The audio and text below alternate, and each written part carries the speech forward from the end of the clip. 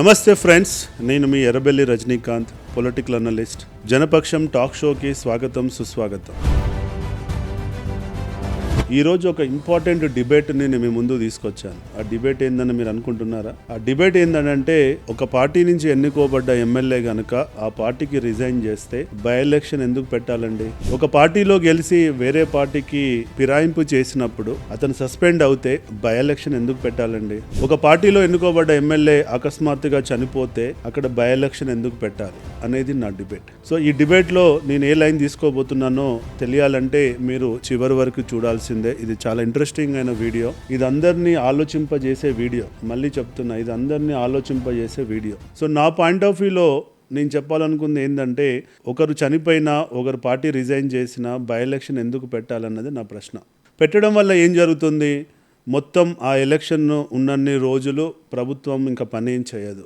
CM కానించి మొదలు పెడితే, ఎమ్మెల్యేల కానించి, మినిస్టర్ల కానించి మొదలు పెడితే ప్రతి ఒక్కరూ ఆ ఎలక్షన్లో వాళ్ళ పార్టీ నాయకుడిని గెలిపించుకోవడం కోసమే ప్రయత్నం చేస్తుంది. ఇటు ప్రతిపక్ష నాయకులు కూడా ప్రతిపక్ష హోదాని మర్చిపోయి వాళ్ళు కూడా వాళ్ళ పార్టీ నాయకుడిని గెలిపించుకోవడం కోసం ప్రయత్నం చేయడం, తద్వారా service to the citizen, service to the voter impact అవుతుందా కాదా? సో వాళ్ళు చేయాల్సిన సమయాన్ని బ్యూరోక్రాట్స్ కానీ, లీడర్లు కానీ అన్ని ఫైల్స్ పక్కకు పెట్టి ఎంతసేపు ఈ బై ఎలక్షన్ మీదనే ఫోకస్ చేస్తే ప్రజలకి quality of service on time ఎలా దొరుకుతుందండి?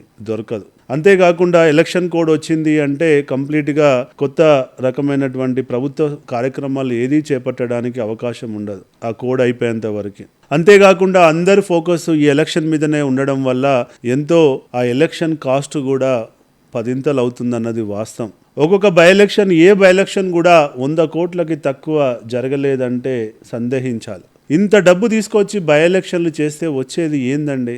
ఒక కాన్స్టిట్యున్సీ మీద ఇంత పెట్టుబడా? ఒక కాన్స్టిట్యున్సీ మీద ఇంత ఫోకసా? ఒక కాన్స్టిట్యున్సీ మీద ఇంత అధికార దుర్వినియోగమా? నేను ఇవాళ ఒక్క పార్టీ గురించి మాట్లాడట్లేదు. ఈ దేశంలో ఉన్నటువంటి ప్రతి పార్టీ చేస్తున్న దాన్ని నేను ప్రశ్నిస్తున్నా. నేనేదో తెలంగాణలో ఉన్న బీఆర్ఎస్, కాంగ్రెస్, బీజేపీనో మాట్లాడట్లేదు. ఏపీలో ఉన్న టీడీపీ, వైసీపీ మీద మాట్లాడట్లేదు. ఈ రోజు ఈ చర్చ దేశవ్యాప్తంగా జరగాలి. ఒక పార్టీ బై ఎలక్షన్ వచ్చింది అంటే మొత్తం అధికార దుర్వినియోగం. కొన్ని బై ఎలక్షన్లకైతే ఈ దేశ ప్రధానమంత్రి కూడా వెళ్ళి ప్రచారం చేయడం చూసాం. ఒక ప్రధానమంత్రికి ఈ దేశం యొక్క బై ఎలక్షన్కి ఏంటి సంబంధం అండి? అవసరమా? ఆయనకున్న స్థాయికి అవసరమా? మీరే చెప్పండి. కాబట్టి నేను ఈడ చెప్పాలనుకున్న పాయింట్ ఏంటంటే, ఇవాళ ఒక ఎమ్మెల్యే రిజైన్ చేసినా, చనిపోయినా అక్కడ బై ఎలక్షన్ పెట్టొద్దు. ఎవరైతే గత ఎలక్షన్లో పోటీ చేసి 2వ స్థానంలో నిలిచాడో అతనినే బై డిఫాల్ట్గా ఎలక్షన్ కమిషన్ ఎమ్మెల్యేగా అపాయింట్ చేయాలి అనేది నా యొక్క డిమాండ్. ఎందుకని మీరు అడగవచ్చు. ఒక ఎగ్జామ్ రాస్తే ర్యాంక్ 1, ర్యాంక్ 2, ర్యాంక్ 3 వస్తే ఒక అడ్మిషన్కి వెళ్ళినప్పుడు ఫస్ట్ ర్యాంక్ కోడికి అవకాశం ఇస్తాం. వాడు ర్యాంక్ తీసుకోలేదనుకోండి, 2వ ర్యాంక్ కోడికి అవకాశం ఇస్తాం కదా. వాడు సీటు తీసుకోలేదనుకోండి, ఒక ఎంబీబీఎస్ సీటు తీసుకోలేదనుకోండి, ఒక ఇంజనీరింగ్ సీటు తీసుకోవాలనుకోండి, 3వ వాడికి అవకాశం ఇస్తామా? ఇయ్యమా? మరి అక్కడనేమో ఆ విధానము, ఎలక్షన్ వచ్చేసరికి ఈ విధానం ఎందుకండి? ఎలక్షన్ కమిషన్ ఎలక్షన్ పెడితేనే అందరూ పోటీ చేశారు. అలా నెంబర్ 1 వచ్చినోడు ఎమ్మెల్యే అయ్యాడు. నెంబర్ 1 వచ్చినోడు తప్పుకున్నా, నెంబర్ 1 వచ్చినోడు డిపార్చర్ అయినా 2వ వాడికి అవకాశం ఇవ్వాలి కదా. ఇస్తే తప్పేంది? ప్రజల పాయింట్ ఆఫ్ వ్యూలో is the qualified person for second position. First వాడు వదిలేసినప్పుడు సెకండ్ వాడికి ఇస్తే పోయేది ఏందండి? కాబట్టి ఈ పాయింట్ ఆఫ్ వ్యూలో మనం కొంచెం మెచ్యూర్డ్గా ఆలోచించి మన రాజ్యాంగ సవరణ చేసుకోగలిగితే డెఫినెట్గా 2వ వాడికి అవకాశం ఇస్తే సరిపోతుంది. We can avoid the by elections, we can avoid the nuisance, we can avoid the misuse of the governance. ఇదండి నా యొక్క డిమాండ్. మరి మీరు దీన్ని ఏకీభవిస్తారా లేదా? దీనిపై డిబేట్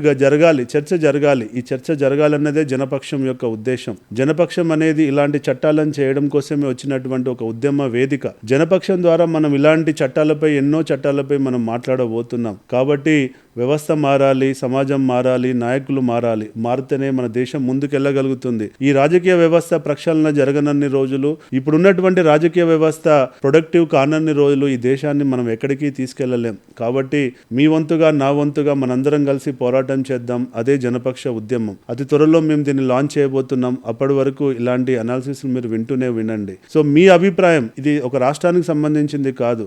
ఏది ఎమ్మెల్యే ఓడిపోతే 2వ వాడికి ఇవ్వాలి అనేది, ఇది దేశానికి సంబంధించినటువంటి సమస్య. కాబట్టి ఈ వీడియో ఢిల్లీ దాకా వెళ్ళేంత వరకు షేర్ చేస్తారని చెప్పి కోరుకుంటున్నా. జై హింద్.